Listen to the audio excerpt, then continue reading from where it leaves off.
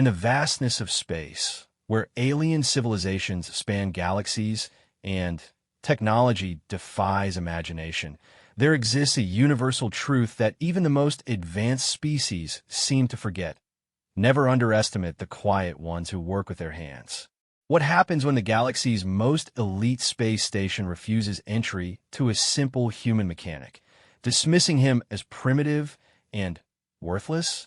What occurs when those same beings who mock human ingenuity find themselves facing their darkest hour, with their mighty technologies failing around them?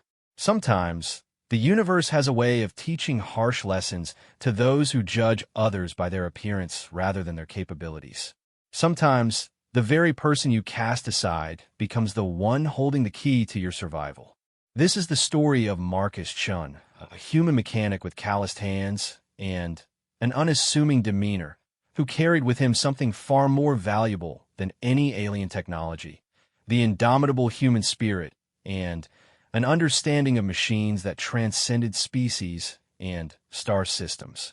Prepare yourself for a tale where arrogance meets its match, where the dismissed become the saviors, and where the true meaning of advanced civilization is redefined by the most unlikely hero. Marcus Chun wiped the grease from his weathered hands with a cloth that had seen better decades. The transport shuttle's engines hummed beneath his feet as he made his way through the cramped passenger compartment, his tool bag slung over one shoulder and a battered datapad clutched in his other hand. Through the viewport, the massive structure of Nexus Prime grew larger by the minute, its crystalline spires and gleaming metal surfaces catching the light of 3 different suns. The space station was a marvel of engineering, a collaborative effort between 12 different alien species that served as the galaxy's premier research and diplomatic facility. To most beings in the known universe, an invitation to work on Nexus Prime was the opportunity of a lifetime. For Marcus, it was just another job, though admittedly one that paid better than fixing atmosphere processors on mining colonies. Attention passengers, the ship's AI announced in perfectly modulated galactic standard. We will be docking with Nexus Prime in approximately 10 minutes. Please prepare your identification and entry documentation for processing. Marcus pulled up his work order on the datapad, reading through it one more time. The Zephyrian Council had requested a specialist to examine their quantum computational matrix, which had been experiencing intermittent failures for the past 3 months. Their own engineers, considered among the most brilliant in the galaxy, had been unable to identify the problem. The contract specified that they needed someone with experience in hybrid organic-synthetic systems, particularly those that interfaced biological components with quantum processors. It was exactly the kind of work Marcus excelled at, though he doubted the Zephyrians knew that when they hired him. His reputation in certain circles was solid, but he wasn't flashy about his accomplishments. He preferred to let his work speak for itself, which often meant that clients were surprised when the quiet human mechanics solved problems that had stumped teams of supposedly superior alien engineers. The shuttle shuddered slightly as it entered the station's docking bay. Through the viewport, Marcus could see the controlled chaos of one of the galaxy's busiest spaceports. Cargo haulers moved massive containers with mechanical precision, while passenger transports disgorged beings from dozens of different worlds. The air itself shimmered with the energy fields that maintained atmospheric compatibility for the various species that called Nexus Prime home. As the shuttle settled into its berth with a final mechanical sigh, Marcus gathered his belongings and prepared to disembark. His tool bag contained instruments that had been passed down through 3 generations of his family, along with a few pieces of tech that he had modified himself over the years. To an untrained eye, they might look primitive compared to the sleek, crystal-based tools favored by most alien species. But Marcus had learned long ago that the best tools were often the simplest ones. The passenger loading tunnel extended to connect with the shuttle's airlock, and Marcus found himself in line behind a group of Altarian diplomats whose flowing robes rustled with each movement. Their conversation, conducted in their musical native language, stopped abruptly when one of them noticed Marcus behind them. The diplomat turned to study him with large, multifaceted eyes that seemed to catalog every detail of his appearance. A human, the Altarians said, switching to Galactic Standard. How unusual to see one of your species on Nexus Prime. Are you perhaps a tourist? Marcus shook his head politely. I'm here on a work contract. The Altarian's expression shifted to one of barely concealed amusement. Work? What sort of work could a human possibly do on a station like this? Perhaps you're here to clean the waste processing systems. The other diplomats chuckled, a sound like wind chimes in a gentle breeze. Marcus had encountered this sort of casual dismissal many times before, and he had learned that the best response was usually no response at all. He simply nodded and waited for the line to move forward.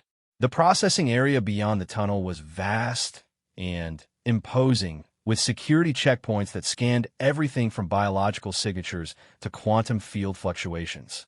Marcus presented his documentation to the security station, a sleek interface operated by a crystalline officer whose translucent form refracted the light into rainbow patterns.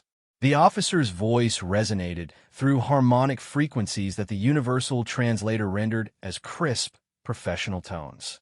Purpose of visit: contracted repair work for the Zephyrian Council. Marcus replied, holding out his datapad with the work order displayed. The crystalline's form flickered as it processed the information, cross-referencing databases and verification protocols. After a moment that seemed to stretch longer than necessary, the officer's tone changed subtly. There appears to be an error in your documentation, the officer said. The contract you've referenced calls for a quantum systems specialist with advanced degrees in multidimensional engineering and biosynthetic integration. Your credentials indicate that you're a mechanic? Marcus had been through this before. That's correct. I specialize in hybrid systems, particularly those that incorporate organic components. The contract was placed through the Universal Contractors Guild, and my qualifications were verified before assignment. The officer's form brightened, indicating increased attention from its processing matrix. Sir, I'm afraid there's been a misunderstanding. Nexus Prime maintains very strict standards for technical personnel.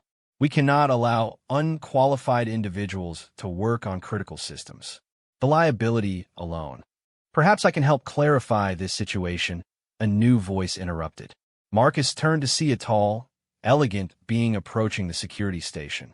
The newcomer had the elongated features and silver skin characteristic of the Zephyrian race, with eyes that held the peculiar depth that came from genetic modifications designed to enhance cognitive processing. I am Varix Kilos, Director of Quantum Research for the Zephyrian Council. The being continued, addressing the security officer. This human is here at our specific request. The crystalline's form shifted to a more respectful posture. Director Kilos, surely there's been some mistake. Our records show that you requested a specialist in quantum biosynthetic systems. This individual appears to be a simple maintenance worker. Varix's expression remained neutral, but Marcus caught the slight tightening around the Zephyrian's eyes that indicated displeasure. The contractor was selected based on very specific criteria. I trust that Nexus Prime security protocols don't presume to override the judgment of council directors. The security officer's form flickered with what might have been embarrassment. Of course not, Director. However, we do have protocols regarding the admission of potentially unqualified personnel to sensitive areas of the station. Perhaps if the human could demonstrate some basic understanding of the systems he claims to be qualified to repair. Marcus felt the familiar weight of having to prove himself to beings who had already decided he was inadequate. Around the security checkpoint, other travelers had begun to notice the commotion. He could feel their curious stares and hear the whispered comments about the human who had somehow convinced someone to hire him for work beyond his capabilities. I appreciate your concern, Marcus said, keeping his voice level and professional. But I'm confident that my credentials speak for themselves. The Contractors Guild doesn't assign personnel to jobs they're not qualified for. The Guild has been known to make errors, the security officer replied, its harmonics taking on a more authoritative tone, particularly when dealing with species that may not fully understand the complexity of the technologies involved. No offense intended, of course. Marcus set down his tool bag and pulled out a small device that looked like nothing more than a collection of metal pieces held together with wire and determination. "Would you mind if I took a quick look at your scanning array? I noticed it seemed to be running a bit rough during my security screening." The crystalline's form brightened with what Marcus had learned to recognize as alien amusement. "I assure you, human, our security scanners are calibrated and maintained by the finest technicians in the galaxy. They operate at tolerances that your species couldn't even measure, let alone repair." "I'm sure they do," Marcus replied, already moving toward the scanning assembly with the confidence of someone who knew exactly what he was looking for. "But humor me for a moment." Director Kilos watched with interest as Marcus ran his simple device over the scanner's housing. Within seconds, the human had identified 3 separate issues with the system's quantum field harmonics, a problem with the biological scanner's neural pattern matrix, and a degradation in the primary processing core's efficiency ratings.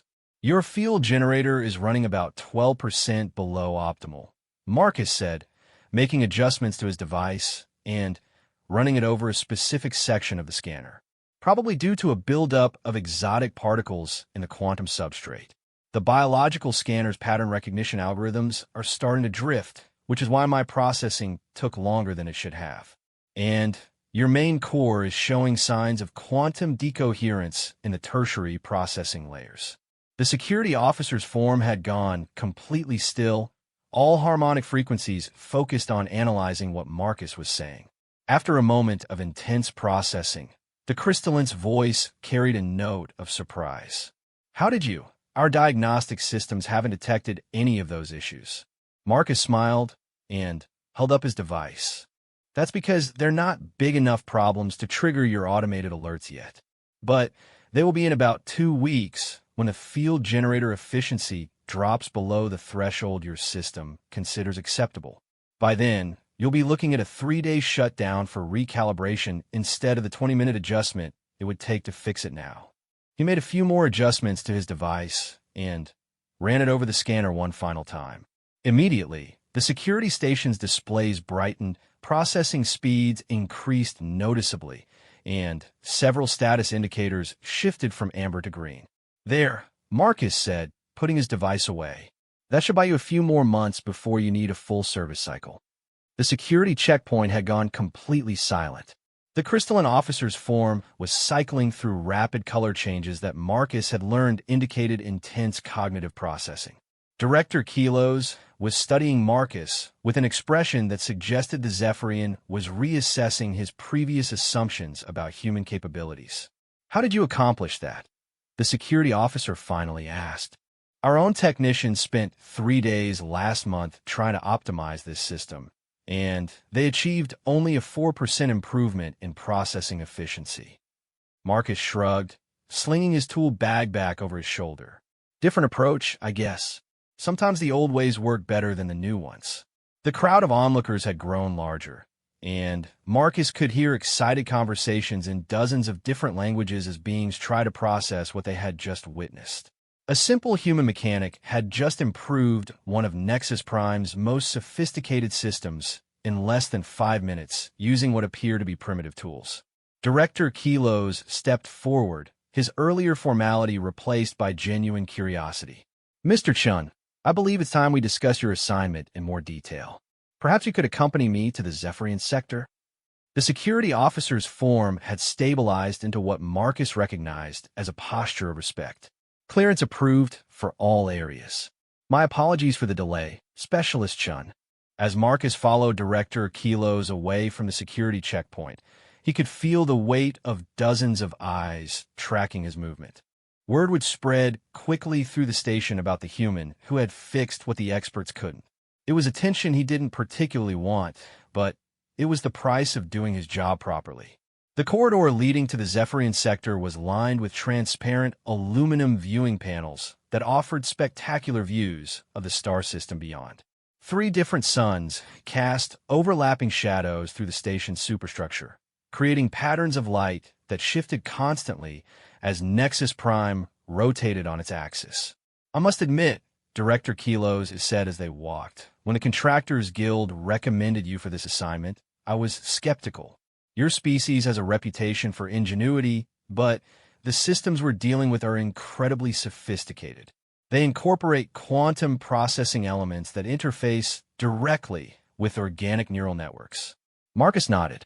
Zephyrian biosynthetic technology. I've worked on similar systems before. You're probably dealing with pattern degradation in the organic components, causing cascade failures in the quantum processing matrix. The Zephyrian stopped walking and turned to face Marcus directly. That's exactly what we suspected. But our engineers have been unable to identify the root cause. The organic elements appear to be functioning normally, and the quantum processors show no signs of decay. It's probably not the components themselves, Marcus explained. It's more likely an interface problem. Biosynthetic systems are incredibly sensitive to harmonic frequencies. If something in the environment is generating interference, even at levels too low for your instruments to detect, it can cause the kind of intermittent failures you're describing. Director Kilos resumed walking, but his pace had quickened noticeably. You sound as though you've encountered this specific problem before. A few times, Marcus admitted. The trick is understanding that organic components don't just process information the way synthetic ones do. They respond to their environment in ways that can be hard to predict. Sometimes the solution isn't to fix the component, but to change the environment it's operating in. They had reached a transport pad that would take them deeper into the station. As they waited for the next car, Director Kilos studied Marcus with an expression of growing interest. Mr. Chun, may I ask about your background? Your approach to these problems seems quite different from what we typically encounter from technical specialists. Marcus stepped onto the transport as it arrived, finding a seat near the viewport. I grew up on a frontier colony where we had to make do with whatever equipment we could get. When your nearest part supplier is 6 months away by cargo hauler, you learn to understand how things really work instead of just following the manual. The transport accelerated smoothly into the station's interior, passing through sections that housed different species research facilities. Marcus could see laboratories where beings he couldn't identify worked with equipment that defied easy description, their activities hidden behind energy barriers and exotic matter containment fields. That's a very practical education, Director Kilos observed. But the systems will be working with incorporate principles that most beings require decades of theoretical study to understand. Theory is useful, Marcus agreed, but machines don't care about theory. They care about whether the person working on them understands what they're trying to accomplish. Once you figure out what a machine wants to do, helping it do that job is usually pretty straightforward. The Zephyrian was quiet for the remainder of the transport ride, occasionally glancing at Marcus as though trying to solve a puzzle. When they finally reached the Zephyrian research sector, Marcus was struck by the beauty of the facility. Instead of the sterile metal and crystal construction found in most of the station, the Zephyrian areas incorporated flowing organic shapes that seemed to grow from the walls themselves. Beautiful work, Marcus commented as they walked through corridors that pulsed gently with bioluminescent lighting. The integration between the structural elements and the organic components is incredible.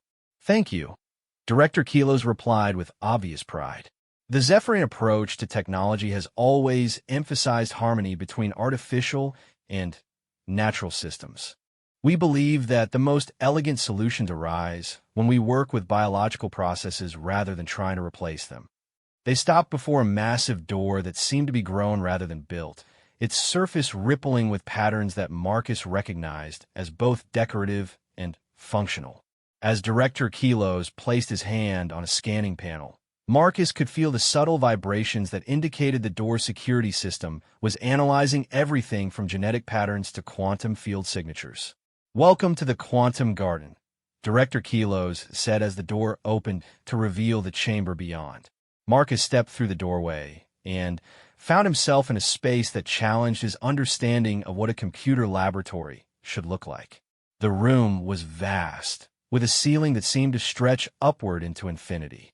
Instead of traditional computer banks, the space was filled with what could only be described as technological trees, their crystalline branches reaching towards sources of light that provided energy for both photosynthesis and quantum processing.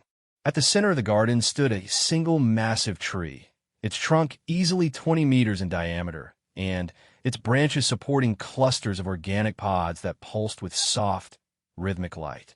The air itself seemed alive with energy, and Marcus could feel the subtle electromagnetic fields that maintain the delicate balance between biological and synthetic components. "This is our primary quantum computational matrix," Director Kilos explained, his voice carrying a reverence that made it clear this was far more than just a machine to the Zephyrians. "It incorporates neural networks grown from modified Zephyrian brain tissue, interfaced with quantum processing elements that can perform calculations beyond the scope of traditional computers." Marcus walked slowly around the base of the great tree, his trained eyes cataloging details that would escape most observers. He could see the subtle patterns in the bark that indicated data pathways, the barely visible interfaces where biological and synthetic components met, and the complex network of support systems that maintained the delicate environmental balance the system required. "The problem started about 3 months ago," Director Kilos continued. "Random calculation errors, processing delays, and occasionally complete system shutdowns that last for several minutes before normal function resumes. Our best engineers have been unable to identify any physical problems with either the biological or synthetic components." Marcus nodded, already forming theories about what might be causing the issues. "Has anything changed in the environment around the same time the problem started? New equipment installed, changes in the station's energy grid, modifications to the atmospheric processing systems?" Director Kilos looked surprised by the question. "We did upgrade several systems in the station's outer ring approximately 4 months ago. New gravity generators, enhanced electromagnetic shielding, improved fusion reactors. But those changes shouldn't affect systems in this sector." "Maybe not directly," Marcus said, pulling out his diagnostic device and beginning to take readings around the base of the quantum tree. "But complex systems like this one can be sensitive to changes that you might not expect to matter." As he worked, Marcus became aware that they were no longer alone in the quantum garden. A group of Zephyrian technicians had arrived, and were watching his activities with expressions that ranged from curiosity to skepticism. Their elegant forms moved with the fluid grace characteristic of their species, but their posture indicated they were not entirely comfortable with an outsider examining their most sophisticated technology. "Colleagues," Director Kilos addressed the group, "this is Marcus Chun, the specialist we've contracted to assist with our computational matrix issues." One of the technicians, a female with the silver hair that indicated advanced age and wisdom among Zephyrians, stepped forward. "Director, surely this is inappropriate. The quantum matrix represents centuries of Zephyrian technological development. To allow an alien, particularly one with no apparent qualifications, to examine it so closely." Senior Engineer Lyrics. Director Kilos interrupted gently, but firmly. The Guild verified Mr. Chen's credentials before recommending him for this assignment. "Given that our own efforts have been unsuccessful, perhaps a fresh perspective is exactly what we need." Marcus continued his diagnostic work, doing his best to ignore the tension in the air. He had encountered resistance like this before, and he knew that the best way to address it was to focus on the job at hand. His device was picking up subtle anomalies in the quantum field patterns around the tree, fluctuations that were too small to trigger the system's built-in diagnostics, but potentially large enough to cause the kind of problems Director Kilos had described. "Interesting," he murmured, making adjustments to his scanner and taking additional readings. "You've got harmonic interference in the quantum substrate. Very low amplitude, but it's definitely there." Senior Engineer Lyrics moved closer, her expression shifting from skepticism to professional interest. "Harmonic interference? Our instruments haven't detected anything of that nature." Marcus looked up from his device. "What's the sensitivity threshold on your quantum field monitors?" 0.001% deviation from baseline, Lyrics replied promptly. "Well within acceptable parameters for stable operation. The interference I'm detecting is about half that level," Marcus said. "Too small to trigger your alerts, but large enough to cause problems over time. It's like having a frequency that's just barely audible but persistent enough to be annoying. Eventually, it starts to affect performance. He moved to a different section of the tree's base, taking more readings and making notes on his datapad. The pattern of interference was becoming clearer, and he was beginning to understand why the Zephyrian engineers hadn't been able to identify the problem. The source isn't inside your facility, Marcus continued, addressing Director Kilos. It's coming from somewhere else in the station, probably those news systems you mentioned. The frequency is being transmitted through the station's superstructure, but at such low levels that it doesn't show up on conventional monitoring equipment. The group of Zephyrian technicians had grown larger, with more engineers arriving to observe the unusual sight of a human working on their most advanced system. Marcus could feel their collective attention focused on him, a mixture of curiosity and doubt that he had experienced countless times throughout his career. Even if such interference exists, another technician said, how would we eliminate it? The systems generating it are essential to station operations and cannot be modified. Marcus smiled, recognizing the challenge in the engineer's voice. We don't need to eliminate the interference. We just need to compensate for it. He pulled a different tool from his bag, one that looked even more primitive than his scanner. It appeared to be nothing more than a collection of metal rods connected by copper wire, with a few electronic components that wouldn't have looked out of place in a museum of ancient technology. What is that device? Senior Engineer Lyrics asked, her tone suggesting she wasn't entirely convinced that something so crude could be relevant to their sophisticated system. Harmonic compensator, Marcus replied, beginning to make fine adjustments to the device's settings. It generates the counter frequency that cancels out unwanted vibrations. The principle is pretty simple, but getting the calibration right takes a bit of finesse. As he worked, Marcus could feel the weight of expectation from the assembled Zephyrians. They had invested enormous resources in their quantum computational matrix, and the idea that its problems could be solved by what appeared to be a primitive human device was clearly challenging their assumptions about technological sophistication.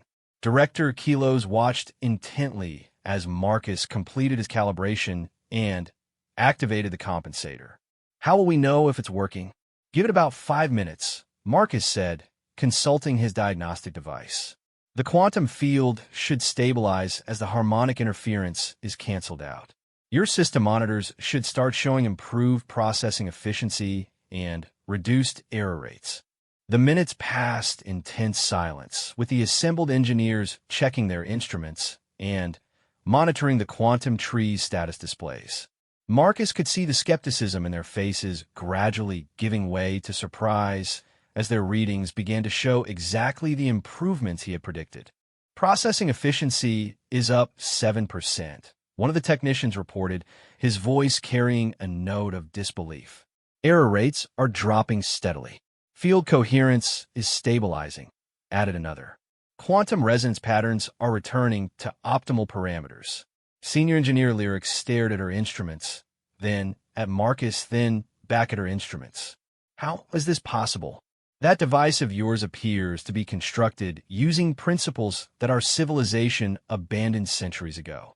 Marcus packed his compensator away in his tool bag. Sometimes the old ways work better than the new ones. Your ancestors probably would have spotted this problem immediately because they understood that everything in a system affects everything else. Director Kilos approached Marcus with an expression that suggested he was reassessing everything he thought he knew about human capabilities. Mr. Chun, in less than an hour, you've identified and solved a problem that has baffled our best engineers for months. How do we ensure that this solution remains stable? The compensator should run maintenance-free for about 6 months, Marcus replied. After that, it'll need recalibration to account for any changes in the interference pattern. I can show your people how to do that before I leave. The quantum garden had grown quiet, with the assembled technicians processing what they had witnessed. The human they had dismissed as unqualified had not only solved their problem, but had done so using methods that challenged their fundamental assumptions about technological advancement. As Marcus prepared to leave the chamber, Senior Engineer Lyrics approached him with a question that seemed to carry greater weight than mere curiosity. Mr. Chun, if you don't mind me asking, How do you approach problems like this? Your methodology seems quite different from what we typically encounter. Marcus paused at the doorway, considering how to explain something that had become second nature to him over years of working with complex systems. I suppose I try to listen to what the machines are telling me. Every system has a personality, a way it wants to work. When something goes wrong, it's usually because we're asking it to do something that conflicts with its nature.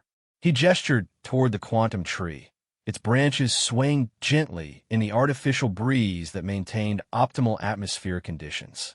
Your system is beautiful because it works with natural processes instead of fighting against them. But even natural systems can be affected by their environment. My job is just to help them get back to doing what they do best. As they left the quantum garden, Director Kilos walked beside Marcus in thoughtful silence. The human had not only solved their immediate problem, but had demonstrated an approach to technology that was both alien and familiar to Zephyrian thinking. Mr. Chun, Director Kilos finally said, I believe there are other systems on Nexus Prime that could benefit from your unique perspective. Would you be interested in extending your contract? Marcus considered the offer as they made their way back through the station's corridors. Word of his success in the quantum garden would spread quickly, and he could already imagine the mixture of curiosity and skepticism he would encounter from other species engineers. I appreciate the offer, he replied, but I got other commitments. Besides, I suspect your people have learned enough from what we did today to handle similar problems on their own. It was true, but it wasn't the whole truth. Marcus had learned long ago that his reputation was both an asset and a liability. Success brought recognition, but recognition brought expectations that could sometimes interfere with his ability to do his job effectively. Better to maintain his reputation as a quiet specialist who solved impossible problems and then disappeared back into the frontier colonies where his skills were always in demand. As they reached the transport that would take them back to the main sections of the station, Director Kilos extended his hand in a human gesture of farewell. Thank you, Mr. Chun. You've given us more than a solution to our technical problems.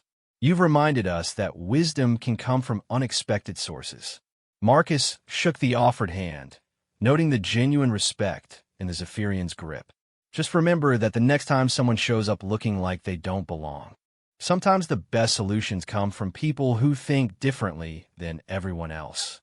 The transport carried Marcus back through the station's bustling corridors, past the same security checkpoint where he had been questioned and dismissed just hours earlier. The crystalline officer recognized him as he passed, its harmonics carrying what might have been embarrassment as it acknowledged his passage. Word of the human mechanic's success in the Zephyrian sector was already spreading through Nexus Prime's gossip networks, carried by the inevitable rumors that followed any unusual event on the station. Marcus could feel the curious stares of other beings as he made his way back to the docking bays, their expressions ranging from interest to disbelief. By the time Marcus reached his departure gate, a small crowd had gathered. Representatives from half a dozen different species approached him with urgent requests for consultation on their own technical problems. The human who had been dismissed as unqualified just hours earlier was suddenly the most sought-after specialist on the station. Marcus politely declined most of the requests, though he did agree to take a quick look at a crystalline data storage system that had been experiencing random failures. 20 minutes and one simple adjustment later, he had another group of impressed alien engineers spreading word of his capabilities throughout their networks. As his departure shuttle prepared to leave Nexus Prime, Marcus settled into his seat and pulled out his datapad to review potential assignments. The galaxy was full of complex systems that needed attention, and there were always more problems to solve than there were people qualified to solve them. Through the viewport, he could see the magnificent structure of Nexus Prime growing smaller as the shuttle accelerated away from the station. Somewhere in that vast complex, Zephyrian engineers were studying his harmonic compensator and trying to understand how such a simple device could solve such a complex problem. Their efforts would lead them to new insights about the integration of biological and synthetic systems, insights that would benefit their entire civilization. Marcus smiled and turned his attention to the next job on his list. It was time to get back to work. 3 weeks had passed since Marcus Chun left Nexus Prime, and the ripple effects of his visit were still spreading through the station's complex social and professional networks. The story of the human mechanic who had solved the Zephyrian quantum matrix problem had grown in the telling, acquiring details and embellishments that Marcus himself wouldn't have recognized. But at its core, the story remained the same. A being who had been dismissed and mocked had proven himself more capable than those who claimed superior knowledge. Marcus himself was currently 3 systems away, working on a completely different problem aboard a massive cargo hauler that specialized in transporting exotic materials between the galaxy's industrial centers. The ship's captain, a gruff Vorthan named Krex, had hired Marcus to solve a persistent issue with their gravity manipulation systems that had been causing expensive delays and threatening the integrity of their more sensitive cargo. The Vorthan were a practical species, more concerned with getting results than with the theoretical elegance of their solutions. They appreciated Marcus's direct approach to problem-solving and didn't waste time questioning his credentials or methods. It was exactly the kind of working environment Marcus preferred, where he could focus on the machines rather than the politics surrounding them. The cargo hauler's engine room was a maze of massive conduits and processing units that hummed with the barely controlled power needed to move millions of tons of cargo across interstellar distances. Marcus had spent the better part of 2 days tracing the gravity system's control pathways, looking for the source of the intermittent fluctuations that were causing problems throughout the ship. "Any luck finding our ghost in the machine?" Captain Krex asked as he descended into the engine room, his heavy boots clanging against the metal grating that served as flooring. Marcus looked up from the access panel he had been working on, wiping sweat from his forehead.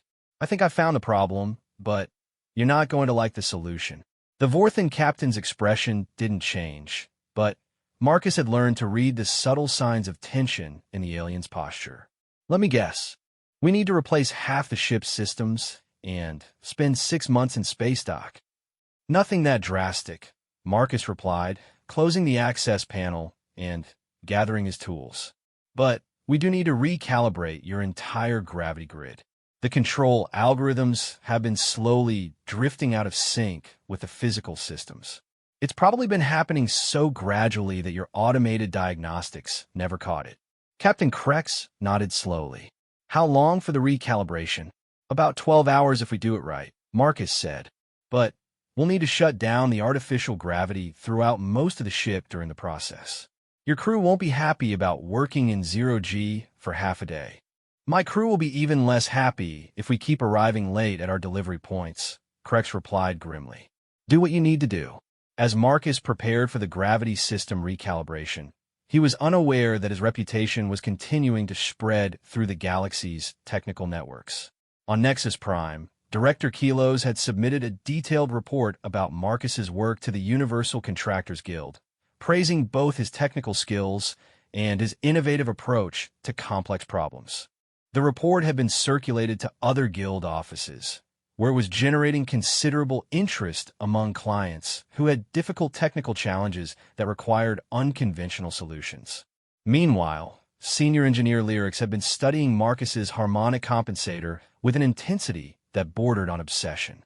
The device's apparent simplicity masked sophisticated understanding of wave mechanics and harmonic interference that challenged many of the assumptions underlying modern Zephyrian technology. Her analysis of the compensator's design principles was leading to breakthrough insights that would revolutionize their approach to biosynthetic system integration. But perhaps most significantly, the story of Marcus's success had reached the attention of beings who operated in the galaxy's shadows, those who dealt with problems that couldn't be solved through conventional channels.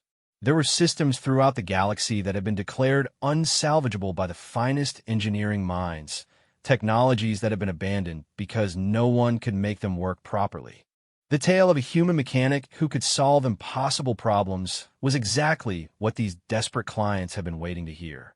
Aboard the cargo hauler, Marcus worked methodically through the gravity system recalibration, each adjustment bringing the ship's systems closer to optimal performance. The crew grumbled about the inconvenience of working in zero gravity, but they couldn't argue with the results. Systems that had been sluggish and unreliable for months were suddenly operating with precision that exceeded their original specifications. "How did you know the algorithms were drifting?" Captain Krex asked as they floated in the ship's command center, watching status displays that showed green across the board for the first time in recent memory. Marcus anchored himself to a convenient handhold and checked his datapad for the final calibration readings. Pattern recognition mostly. The fluctuations weren't random. They followed a very specific rhythm that suggested the control systems were fighting against each other instead of working together. "Our own engineers looked at those same patterns for months," the captain said. "They never saw what you saw. They were probably looking for hardware problems," Marcus replied. "When everything appears to be working normally, but the system as a whole isn't performing correctly, the issue is usually in the coordination between components rather than the components themselves." The gravity system came back online with a subtle shift that Marcus felt in his bones, artificial gravity reasserting itself throughout the ship with smooth efficiency. The crew's relief was palpable as they were able to return to normal operations without the constant struggle against weightlessness. As Marcus prepared to leave the cargo hauler at their next port of call, Captain Krex pulled him aside for a private conversation. "Chin, I've been in space for 30 years. And I've worked with engineers from every major species in the galaxy. I've never seen anyone diagnose problems the way you do." Marcus shouldered his tool bag, feeling the familiar weight of instruments that had served him well through countless repairs. "Just a different perspective, I guess. When you grow up on the frontier, you learn to make things work with whatever you have available." "It's more than that," Krex insisted. "You see patterns that other beings miss entirely. You understand how systems want to work instead of just how they're supposed to work. That's a rare gift." The cargo hauler docked at Meridian Station, another of the galaxy's major commercial hubs, though smaller and less prestigious than Nexus Prime. Marcus disembarked with a new appreciation for the Vorthan approach to engineering. Their systems might not have the elegant sophistication of Zephyrian technology, but they were built to be maintained and repaired by practical beings who understood that function was more important than form. Meridian Station buzzed with the controlled chaos of interstellar commerce. Cargo haulers and passenger transports moved through the docking bays with mechanical precision, while traders from dozens of different worlds conducted business in the station's commercial sectors. The atmosphere was less refined than Nexus Prime, but Marcus found it more comfortable. These were beings who understood the value of honest work and practical solutions. As Marcus made his way through the station's main concourse, he was approached by a figure that seemed oddly out of place among the merchants and traders. The being wore the flowing robes characteristic of the ethereal collective, a loose alliance of species that pursued purely intellectual endeavors and generally looked down upon those who worked with their hands. "Excuse me," the ethereal said, its voice carrying the melodious tones that their species used for communication. "Are you the human known as Marcus Chun?" Marcus stopped walking, already sensing that this encounter would be different from the casual curiosity he had grown accustomed to. "That depends on who's asking."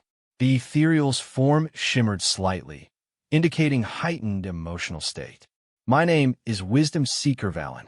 I represent a consortium of researchers who have been following reports of your recent work. We have a proposition that we believe you will find quite interesting." Marcus had learned to be wary of propositions from beings who introduced themselves with titles rather than names. "What kind of proposition?" Wisdom Seeker Valen gestured toward a quieter area of the concourse where they could speak privately. "We have encountered a technological artifact that has resisted all attempts at analysis or activation. Our finest scholars have studied it for decades without success. Recent reports suggest that you might possess the unconventional insights necessary to unlock its secrets." The mention of an ancient artifact immediately raised red flags for Marcus. The galaxy was littered with the remnants of dead civilizations, most of which were better left undisturbed. Too many treasure hunters and researchers had discovered the hard way that some technologies were abandoned for good reasons. "What kind of artifact?" Marcus asked, following the ethereal to a seating area that offered some privacy from the bustling concourse. "The origins are unknown," Valen replied, settling into a chair designed to accommodate a wide variety of body types. "We discovered it during an archaeological expedition to a system on the Galactic Rim. The artifact appears to be some sort of computational device, but it incorporates principles that we cannot identify or understand." Marcus sat across from the ethereal, studying the being's expression for signs of deception or hidden motives. "How long have you been working on it?" "Nearly 40 years, Valen admitted. "We have assembled teams of the galaxy's most brilliant minds, equipped them with the finest analytical instruments available, and devoted enormous resources to understanding even the most basic aspects of the device's construction. And in 40 years, you've learned nothing?" Valen's form dimmed slightly, indicating embarrassment or frustration. "We have learned that the artifact responds to certain types of electromagnetic stimulation, but we cannot predict or control these responses. We have documented changes in its internal structure that suggest some form of active processing, but we cannot determine what it is processing or why." Marcus leaned back in his chair, considering what he had been told. An unknown technological artifact that had stumped the galaxy's best researchers for 4 decades was exactly the sort of challenge he typically avoided. Such projects had a tendency to consume years of effort with little chance of success, and they often came with complications that weren't apparent until it was too late to back out gracefully. "Why do you think I can succeed where your experts have failed?" Marcus asked. "Because," Valen replied, "every report we have received about your work suggests that you approach technological problems from a fundamentally different perspective than conventional researchers. You seem to understand machines in a way that transcends species-specific assumptions about how technology should function." It was flattering, but Marcus had heard similar praise before, usually from clients who were desperate enough to try anything. "What's your budget for this project?" Wisdom Seeker Valen named a figure that was easily 10 times what Marcus typically charged for consultation work. It was enough money to fund his operations for several years, allowing him to be selective about which projects he accepted. It was also enough money to suggest that either the Ethereal Collective was extraordinarily wealthy, or the artifact was more important than they were admitting. "That's a generous offer," Marcus said carefully. "What's the catch?" "No catch," Valen replied, perhaps a bit too quickly. "We simply require results. If you can unlock the artifact's secrets, the payment is yours. If you cannot, we part ways amicably with no hard feelings." Marcus studied the ethereal's expression, looking for the subtle signs of deception that experience had taught him to recognize. Valen seemed sincere, but there was an underlying tension in the being's posture that suggested important information was being withheld. "Where is this artifact located?" Marcus asked. "A research facility in the Tau Cygni system," Valen replied. "Completely isolated, with full laboratory facilities and accommodation for extended research projects. You would have complete access to the artifact and all of our previous research data."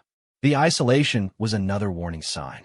Legitimate research facilities were typically located near major population centers where they could draw upon local expertise and resources. Isolated facilities were often used for projects that required secrecy or involved technologies that might be dangerous if something went wrong. "I'll need to think about it," Marcus said, standing to indicate that the conversation was over. "How can I contact you if I decide to accept?" Wisdom Seeker Valen handed Marcus a small communication device. "This will reach me anywhere in the galaxy. We hope to hear from you soon." As the ethereal departed, Marcus remained in the seating area, turning the communication device over in his hands. The offer was tempting both for the financial reward and for the intellectual challenge of working with an unknown technology. But his instincts warned him that there was more to this project than a simple consulting assignment. Marcus made his way to the station's commercial district, where he found a quiet cafe that catered to travelers from multiple species. He ordered something that approximated coffee and settled into a corner booth where he could think without interruption. The story of his recent successes had clearly spread farther than he had expected, attracting attention from beings he might prefer to avoid. The Ethereal Collective was known for their intellectual arrogance and their tendency to pursue knowledge without considering the consequences of their discoveries. An unknown artifact that had resisted analysis for 40 years could be genuinely mysterious, or it could be something that had been deliberately hidden away for the safety of the galaxy. As Marcus considered his options, he was unaware that his conversation with Wisdom Seeker Valen had been observed by other interested parties. Throughout the galaxy, there were beings who monitored the activities of the Ethereal Collective with considerable concern. The Collective's obsession with forbidden knowledge had led to problems in the past, and their current project was of particular interest to those charged with maintaining galactic security.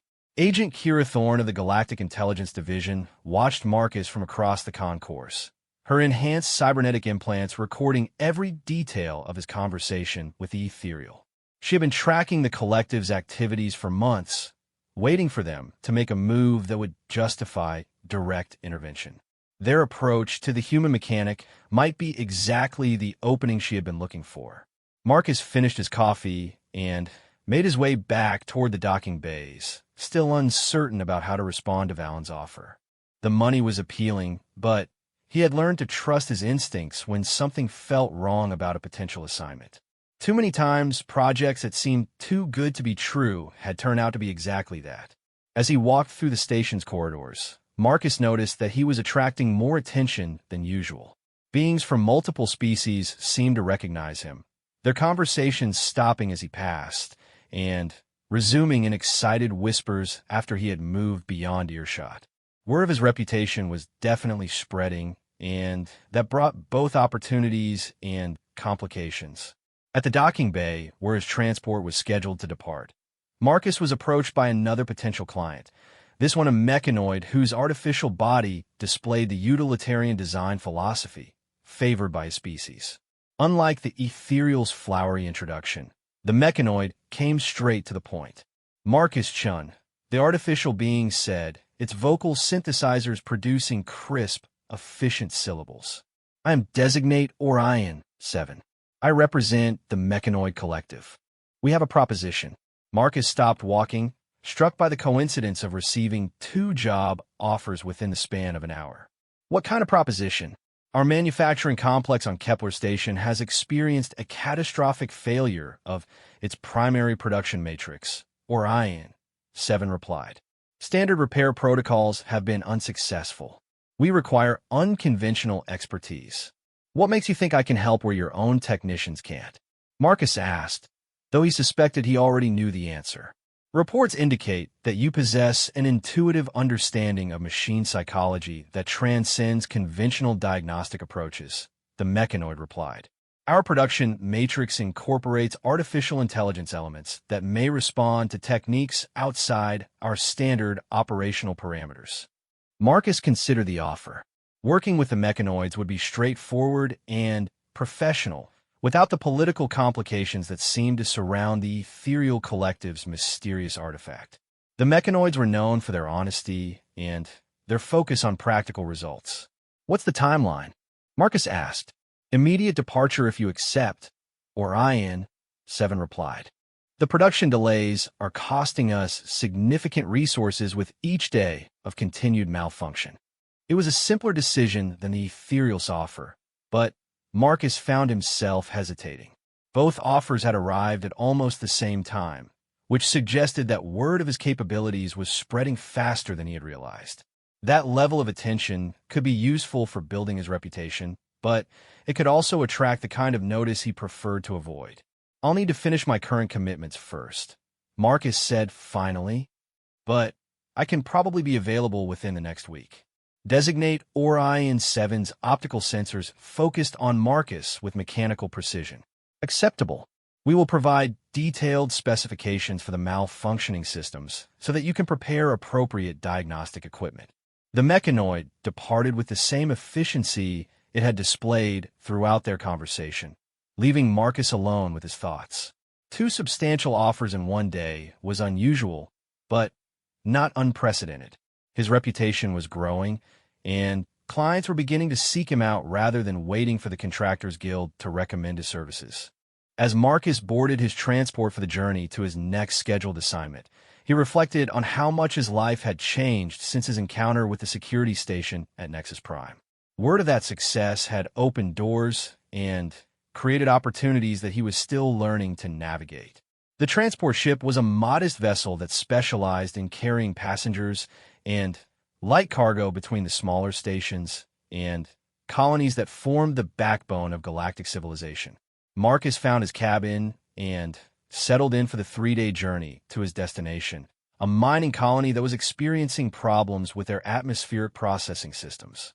As the ship departed Meridian Station, Marcus pulled out his datapad and began reviewing the technical specifications for the mining colony's equipment.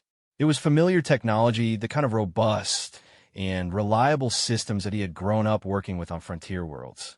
After dealing with the exotic sophistication of Zephyrian biosynthetic systems and the offers of mysterious artifacts and artificial intelligences, the prospect of working with straightforward atmospheric processors was almost refreshing.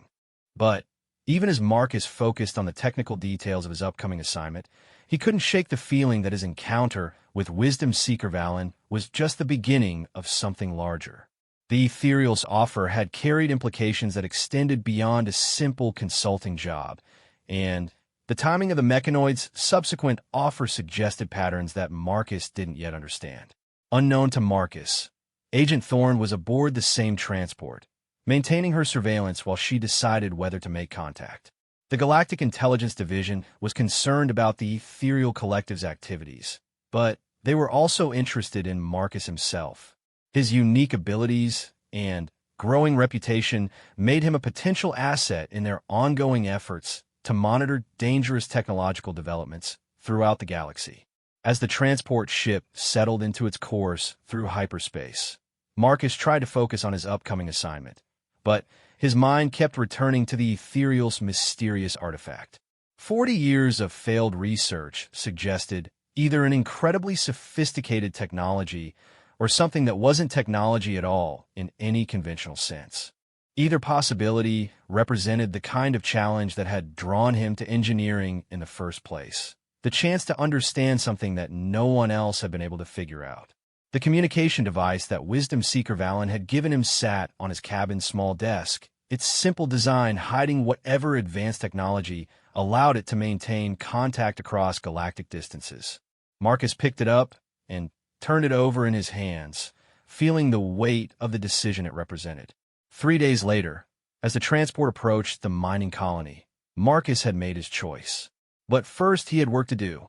The mining colony of Outpost Sigma was exactly the kind of place Marcus felt most at home, built into the side of an asteroid rich with rare elements. The colony consisted of functional structures connected by pressurized tunnels that had been expanded and modified over decades of continuous operation.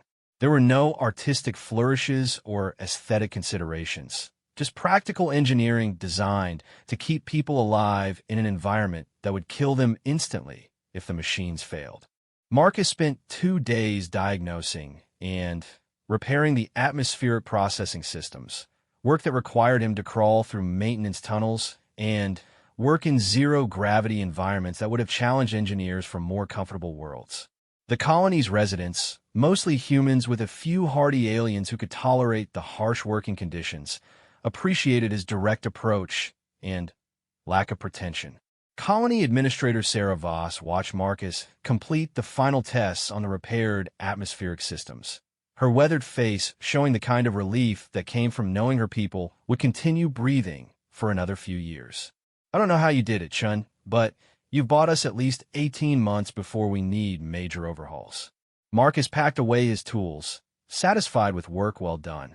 The systems just needed proper calibration. Whoever installed them originally did good work, but they didn't account for how the asteroid's mineral composition would affect the chemical processing over time. Our last consultant told us we'd need to replace the entire processing plant, Voss said. Quoted us a price that would have bankrupted the colony. Sometimes the simple solutions are the best ones, Marcus replied. Your systems were fighting against the environment instead of working with it. A few adjustments to the chemical ratios and some upgrades to the monitoring systems, and everything should run smoothly. As Marcus prepared to leave Outpost Sigma, he finally made his decision about Wisdom Seeker Valen's offer. The mysterious artifact represented exactly the kind of challenge he had built his reputation on, and the generous payment would give him the freedom to pursue more interesting projects in the future. That evening, alone in his quarters aboard the transport that would take him away from the mining colony, Marcus activated the communication device Valen had given him. The device established contact almost immediately, suggesting that the ethereal had been waiting for his call.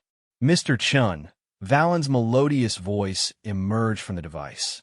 "I trust you have reached a decision regarding our proposition." "I'll take the job," Marcus said simply. "But I have conditions." "Of course. Please state your requirements." Marcus had spent considerable time thinking about what he would need to work safely on an unknown artifact in an isolated location. "First, I want complete access to all research data from the past 40 years. Everything your people have discovered, attempted, or theorized about this device." "Easily arranged," Valen replied. "Second, I want detailed information about the artifact's discovery site and the circumstances surrounding its recovery. Environmental data, archaeological context, anything that might provide clues about its original purpose or function. Also acceptable." "Third," Marcus continued, "I want assurance that I can leave the project at any time if I determine that continuing work will be dangerous or unproductive. No contractual obligations that would require me to remain if I'm not making progress." There was a slight pause before Valen responded. "That may prove challenging from an administrative perspective. The investment in this project has been substantial, and our benefactors expect results." Marcus had expected that response. "Then, your benefactors will have to trust my professional judgment. I've been doing this work for a long time, and I've learned to recognize when a project is heading in the wrong direction. I won't continue working on something that I don't believe can be solved safely." Another pause, longer this time. Marcus could almost hear the calculations going on in the ethereal's mind, weighing the value of his participation against the risk of giving him too much autonomy. "Very well," Valen said finally. "We accept your conditions. Can you depart for the Tau Cygni system immediately?" "I'll need 3 days to gather some specialized equipment," Marcus replied. "After that, I can leave whenever you're ready." "Excellent. I will transmit coordinates and transportation details within the hour." "Thank you, Mr. Chun. I believe this collaboration will prove beneficial for all parties involved." As the communication ended, Marcus felt the familiar mixture of anticipation and unease that came with accepting a challenging assignment. The Ethereal Collective's mysterious artifact represented either the opportunity of a lifetime or a problem that was better left unsolved. Either way, he would know soon enough. Unknown to Marcus, his acceptance of Valen's offer had triggered a series of responses throughout the galaxy. Agent Kira Thorne received notification of the communication within minutes, her surveillance network providing real-time intelligence about the developing situation. The Galactic Intelligence Division had been monitoring the Ethereal Collective's artifact project for months, waiting for an opportunity to gain access to their research. Marcus's involvement changed the equation significantly. His unique abilities might succeed where conventional approaches had failed, potentially unlocking secrets that could have far-reaching implications for galactic security. But his lack of formal training in xenoarchaeology and security protocols also made him a potential liability if the artifact proved to be as dangerous as some intelligence analysts suspected. Agent Thorne activated her own communication system, establishing a secure link to GD headquarters. "Control, this is Agent Thorne. The human specialist has accepted the collective's offer, requesting permission to make contact and brief him on potential security concerns." The response came back within minutes. "Permission denied. Maintain surveillance and prepare for emergency intervention if necessary. Do not compromise operational security unless the situation becomes critical." Thorne acknowledged the orders with professional resignation. She had hoped to warn Marcus about the potential dangers he might be walking into, but the GD's protocols were clear. Direct intervention was reserved for situations where galactic security was immediately threatened, and the mere possibility of danger didn't qualify as an emergency. Meanwhile, in the depths of space, the research facility where the mysterious artifact was housed prepared for the arrival of their new consultant. The facility was indeed isolated, as Valen had described, orbiting a dead world in a system that had been abandoned by its original inhabitants millions of years ago. The complex itself was a marvel of concealed engineering, its advanced camouflage systems making it nearly invisible to conventional sensors. Dr. Elena Vasquez, the facility's chief researcher, reviewed Marcus's personnel file with mixed feelings. The human's unconventional background and lack of formal credentials were concerning, but the reports of his recent successes suggested capabilities that might prove valuable. After 40 years of failure, she was willing to try almost anything. "What do we know about his methodology?" she asked her assistant, a young Altarian named Helix whose enthusiasm for xenoarchaeology was matched only by his inexperience. "Very little specific information," Helix replied, consulting his datapad. "The reports describe his approach as intuitive and unconventional, but they don't provide details about his actual techniques. Apparently, he prefers to examine systems directly rather than relying on theoretical analysis." Dr. Vasquez nodded thoughtfully. Most of her previous researchers had approached the artifact as an intellectual puzzle, applying sophisticated theoretical frameworks and advanced analytical techniques. Perhaps what they needed was someone who would simply try to understand how the device actually worked instead of how it should work. "Has he been briefed on our security protocols?" she asked.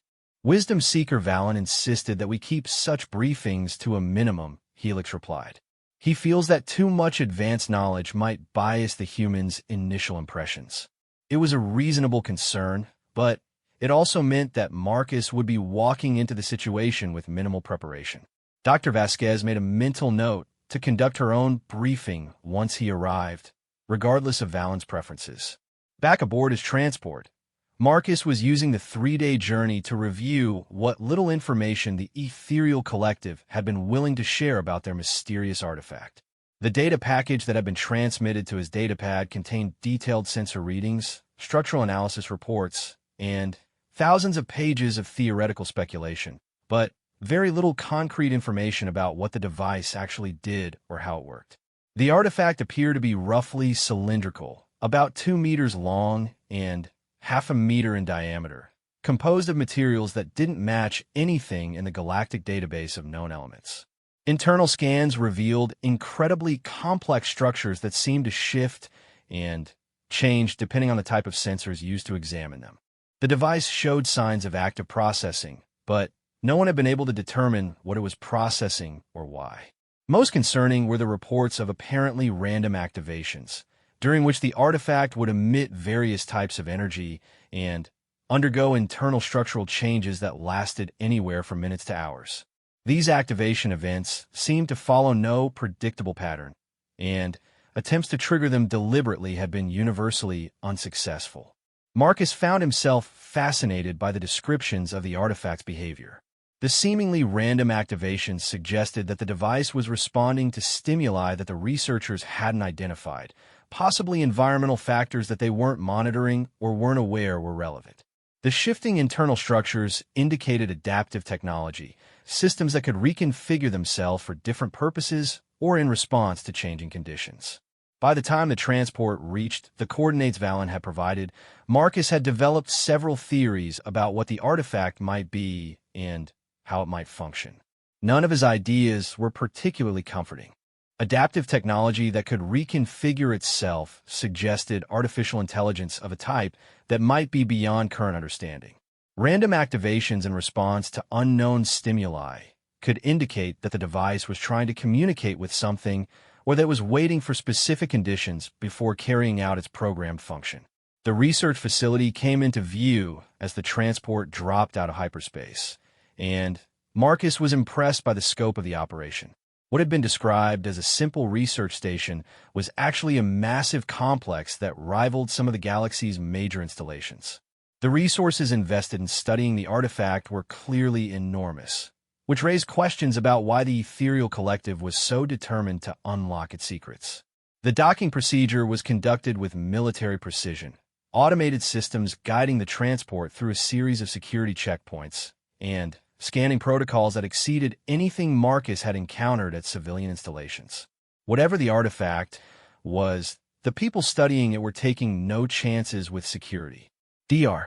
Elena Vasquez met Marcus at the airlock, her professional demeanor barely concealing obvious curiosity about the human who had agreed to tackle their impossible problem.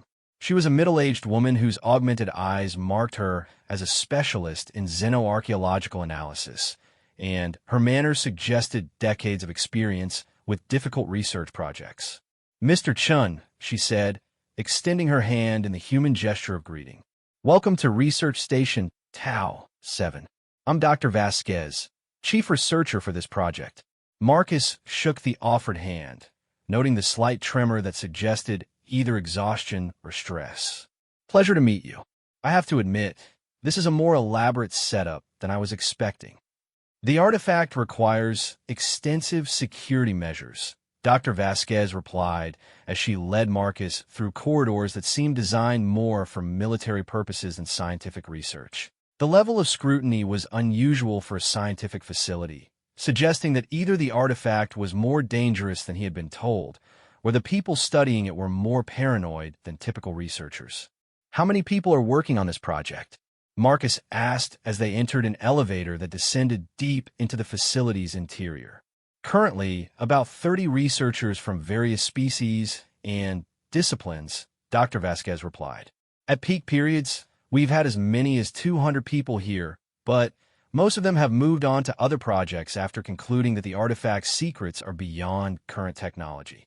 The elevator stopped at a level marked simply as containment, and Marcus followed Dr. Vasquez through a final series of security barriers before entering the laboratory where the mysterious artifact was housed. The space was enormous, easily the size of a small city block, with sophisticated monitoring equipment arranged around a central platform where the artifact itself rested.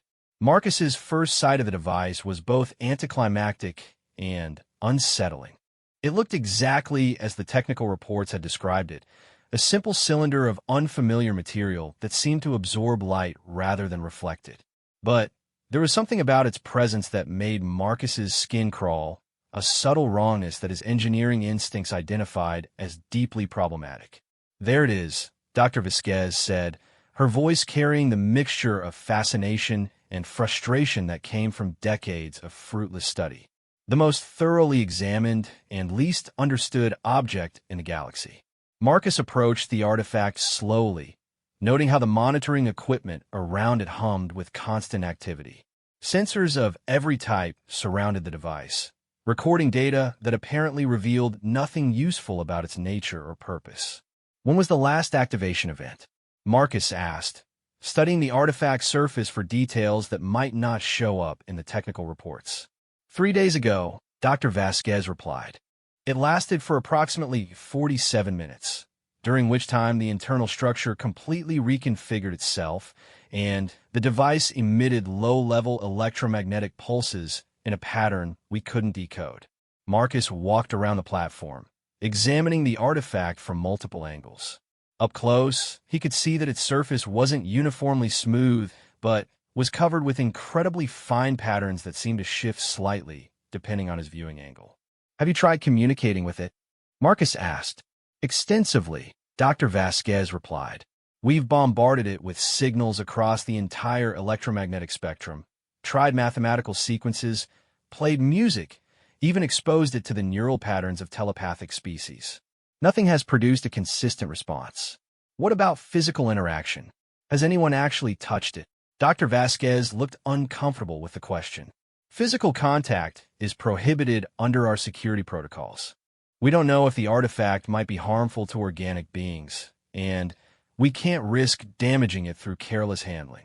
Marcus nodded, understanding the caution, but also recognizing a potential limitation in their research approach.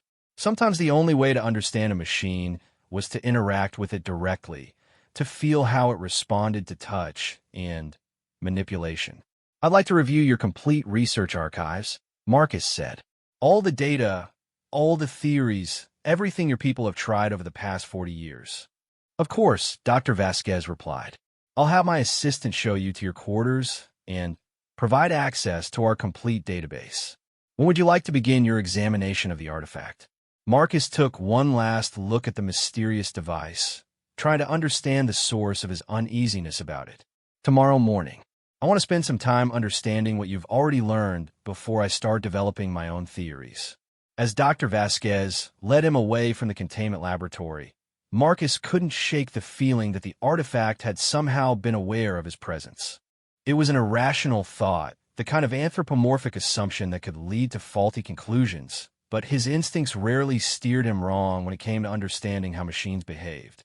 That evening, alone in his quarters deep within the research facility, Marcus began the monumental task of reviewing 40 years of accumulated data about the mysterious artifact.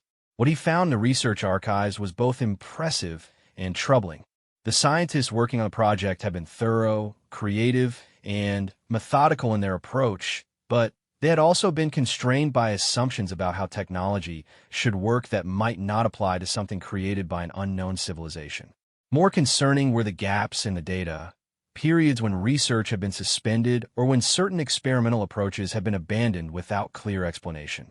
Reading between the lines, Marcus began to suspect that the artifact's behavior had occasionally been more dramatic than the official reports indicated, and that some of those incidents had made the researchers sufficiently nervous to implement the extensive security measures he had observed. As he worked his way through the technical reports and theoretical analyses, Marcus began to develop a picture of something that might not be technology at all in any conventional sense. The artifact's adaptive behavior, its apparent responsiveness to environmental conditions, and its resistance to conventional analytical approaches suggested something that was as much biological as mechanical. If his suspicions were correct, then the Ethereal Collective's researchers had been trying to understand a living machine, or at least something that blurred the line between artificial and organic intelligence. That possibility opened up entirely new approaches to communication and interaction, but it also raised questions about the ethics of keeping such a being in captivity for 4 decades. Marcus fell asleep at his workstation sometime after midnight, his dreams filled with images of machines that thought and artifacts that dreamed. When he woke the next morning, he found himself more eager than ever to begin his direct examination of the mysterious device, but also more concerned about what he might discover. Marcus stood before the mysterious artifact early the next morning, his diagnostic equipment spread across a portable workstation that he had positioned as close to the containment platform as the facility's security protocols would allow. Dr. Vasquez and her research team watched from behind a protective barrier, their expressions ranging from curiosity to skepticism as they prepared to observe another attempt to unlock the device's secrets. The artifact itself appeared unchanged from the previous day, its dark surface absorbing the laboratory's lighting while the patterns on its surface seemed to shift and flow like liquid metal frozen in time. The monitoring equipment surrounding it continued its constant recording, accumulating data that revealed little about the device's true nature or purpose. "Before I begin," Marcus said, addressing the assembled researchers, "I want to establish some ground rules. I work best when I can focus on the problem without distractions, so I'd appreciate it if you could minimize the commentary and questions until I've completed my initial assessment." Dr. Vasquez nodded. "Of course, we'll monitor your activities from the observation deck, but we won't interfere unless there's a safety concern." Marcus appreciated the professional courtesy, though he noticed that several of the researchers seemed less than thrilled about being relegated to observer status. He had encountered similar resistance before from academics who viewed hands-on technical work as somehow inferior to theoretical analysis. He began his examination by running a comprehensive scan with his own diagnostic equipment, instruments that had been designed for practical field work rather than laboratory analysis. The readings he obtained were immediately different from what the facility's sophisticated sensors had been recording, not because his equipment was more advanced, but because it was designed to look for different types of information. Where the facility's sensors focused on material composition and energy emissions, Marcus's tools were designed to detect mechanical function and operational parameters. Instead of trying to determine what the artifact was made of, he was trying to understand what it was designed to do. Within minutes, his diagnostic equipment had identified patterns in the artifact's behavior that had apparently been missed by decades of previous research. The device wasn't randomly activating, as the reports suggested. Instead, it was responding to extremely subtle changes in its environment, variations in electromagnetic fields, and gravitational stress that were below the threshold of the facility's monitoring systems. Interesting, Marcus murmured, making adjustments to his scanner and taking additional readings. You're not random at all, are you? You're just responding to things nobody else is paying attention to. The artifact's surface patterns shifted slightly, a change so subtle that Marcus might have missed it if he hadn't been watching closely. It wasn't much, but it was the first time anyone had documented a response that seemed directly correlated with human interaction. Marcus moved his scanner to a different position and repeated his readings, this time focusing on the specific frequencies that seemed to trigger the artifact's responses. The patterns became clearer with each measurement, revealing a complex sensitivity to environmental conditions that suggested sophisticated awareness of the surrounding space. Dr. Vasquez, Marcus called to the observation deck. I need to ask you about the facility's construction. What's directly below this laboratory? There was a brief consultation among the researchers before Dr. Vasquez responded. Sub-level engineering, primarily life support and power generation systems. Why do you ask? Because your artifact is responding to vibrations from the machinery down there, Marcus replied, continuing his scans. The power generators have a slight harmonic variation in their output, probably so small that your monitoring systems filter it out as irrelevant noise. But the artifact is tracking those variations with incredible precision. He moved to a different section of the device, noting how the surface patterns changed in response to his proximity. It's not just electromagnetic sensitivity. This thing is aware of gravitational fields, air pressure changes, even the bioelectric fields generated by living beings. The implications were staggering. The artifact wasn't just a sophisticated machine, it was an incredibly advanced sensor array,